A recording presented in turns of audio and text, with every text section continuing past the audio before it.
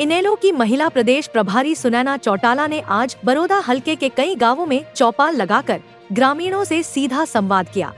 इस दौरान उन्होंने 25 सितंबर को रोहतक में होने वाली रैली के लिए ग्रामीणों को न्योता दिया।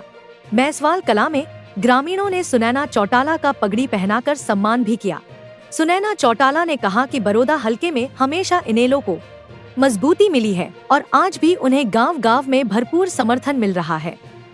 उन्होंने कांग्रेस पर बीजेपी से हाथ मिलाने का आरोप लगाते हुए कहा कि जनता अब दबंग नेता अभय सिंह चौटाला के साथ खड़ी है। उन्होंने भूपेंद्र हुड्डा और दीपेंद्र हुड्डा पर भी जमकर हमला बोला और दावा किया कि 25 सितंबर को रोहतक में ऐतिहासिक रैली होगी। सबसे पहले तो आपका बहुत बहुत धन्यवाद। और बरोदा हलके में सदैव इंडियन नेशनल लोकदल पार्टी को मजबूती मिली है और सदैव बहुत प्यार और मान सम्मान मिला है। आज भी वही आप देख सकते हैं। मैं जिस भी गांव में जा रही हूँ, हर गांव में बहुत मान सम्मान और सब लोगों ने वायदा किया है कि चौटाला साहब इस दुनिया में नहीं रहे, लेकिन उनकी गैर मौजूदगी में जो इस बार चौधरी देवीलाल जी का जन्म दिवस जो है मनाया जा रहा है, उसमें वो सम्मिलित होंगे।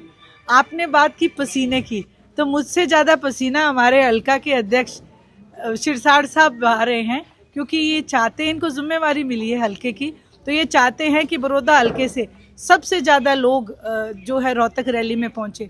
वहीं एक बात और मैंने जो देखी है, आज हरियाणा प्रदेश के जन का ये मन बन चुका है कि हमने सबको देख लिया। इस बार कोई उम्मीद की थी कि इस बार हम कांग्रेस पार्टी की सत्ता बना दें और बीजेपी को आउट कर दें, लेकिन जब उन्हें ये पता चला कि कांग्रेस का शीर्ष नेतृत्व ईडी के डर से और बीजेपी से हाथ मिला के चुनाव लड़ रहा है, तो अब लोगों का ये मन बना है कि दबंग नेता अभय सिंह जी चौटाला का साथ देंगे। आज से ही लोगों ने ये कहा कि 2029 में इंडियन नेशनल लोकदल की सत्ता आएगी। आप लोग कहते हैं कि बाबू बेटा के कारण जो है बीजेपी की सरकार बनी, लेकिन दीपेंद्र हुड्डा कहते हैं कि अभय चौटाला ना परिवार संभाल पाए ना पार्टी। देखिए, अपने एक ना कहावत है गाँव ग्रामीण अंचल में, बोले छाछ तो बोला छालनी भी बोले, वो भी इस बात को कहेंगे। 70 साल में इतनी बड़ी लहर कभी कांग्रेस की नहीं आई। हमारे इलाके के लोगों ने अपने खेतों में घास उगती है, उसका नाम कांग्रेस घास रख दिया था, क्योंकि कांग्रेस पार्टी की नीतियां किसान विरोध की नीतियां हैं। उसके बावजूद भी लोगों ने दिल पर पत्थर रख के इस बार ये निर्णय लिया कि इस बार बीजेपी को सत्ता से आउट करेंगे, क्योंकि बीजेपी भी उन्हीं की जैसी है। एक समय में कांग्रेस डिक्टेटरशिप करती थी, बीजेपी करती है, इसलिए लोगों ने सोचा कि बीजेपी को हटाने के लिए कांग्रेस को ले आए।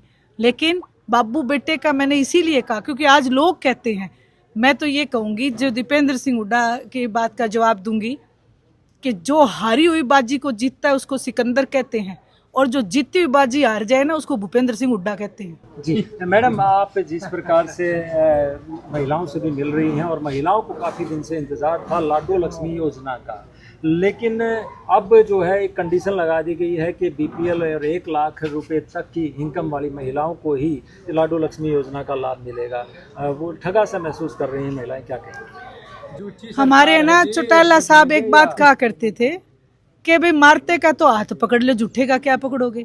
ये 15 लाख से झूठ बोलने लगे थे।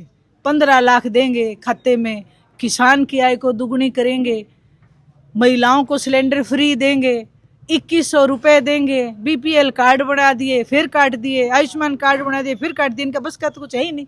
इनका बस का है सिर्फ लोगों को ठगना। ये ठग हैं।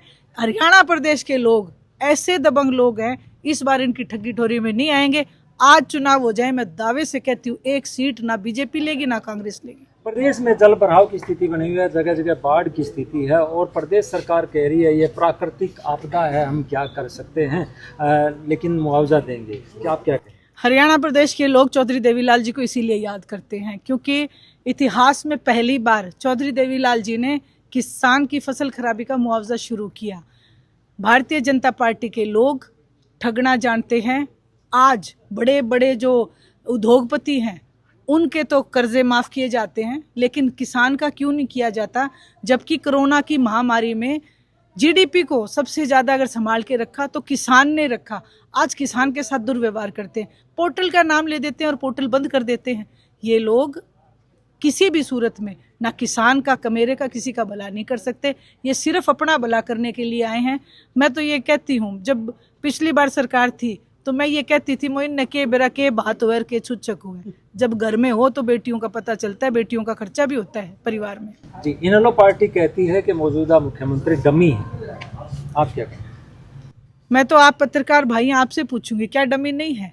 एक HAU में एक VC को जब सारी उसके खिलाफ, सब स्टूडेंट उनके खिलाफ, आज तक जांच क्यों नहीं हो रही? उनकी डिग्रियां जो है फर्जी हैं, आज तक जांच नहीं हो रही। और मुख्यमंत्री ने स्टूडेंट्स से वादा किया कि 10 दिन के लिए इनको छुट्टी पे भेज देंगे, और VC आके कहता है कि कौन मुख्यमंत्री, मैं यहीं पे रहूंगा। तो आप डमी नहीं समझेंगे। मैं कहती हूँ मुख्यमंत्री जी को इस पक्ष को क्लियर करना चाहिए। आज हरियाणा प्रदेश के लोग, इंडियन नेशनल लोकदल नहीं, हरियाणा प्रदेश के लोग कहते हैं कि हमारे सिर पे कठपुतली बिठा रखी है, इसकी डोर तो सेंटर से हिलती है। जी, चौधरी देवीलाल ने 100 रुपये की पेंशन स्टार्ट की थी, जिसको लोग आज तक याद करते हैं। क्या आपको लगता है कि 25 तारीख को लोग उसे याद करते हुए ये रैली को बड़ा महारैली के रूप में बदले?